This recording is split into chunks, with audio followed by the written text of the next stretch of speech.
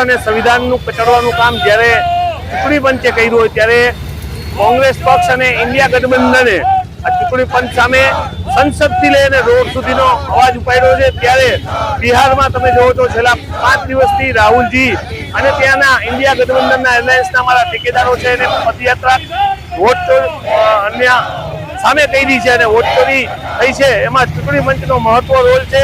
સરકારની ગાદી બચાવવા માટે જેટલા સ્ટેટમાં આ લોકોએ ચોરી કરીને ભાજપને જીતાડ્યું છે એની સામે અમારો મોરચો છે। લોકતંત્રને બચાવવામાં, સંવિધાનને બચાવવા માટે થઈ અને દેશમાં એક જ અવાજ છે કે વોટ ચોર ગદ્દી છોડ। આજે જામનગર ખાતે, જામનગર મહાનગર લાલ બંગલા ખાતે કોંગ્રેસ દ્વારા વોટ ચોર ગદ્દી છોડ અને મોદી સામે, સરકાર સામે આજે ધરણા કરી અને આ લોકોને ગદ્દી છોડવાનો અમે નારો આપીએ છીએ।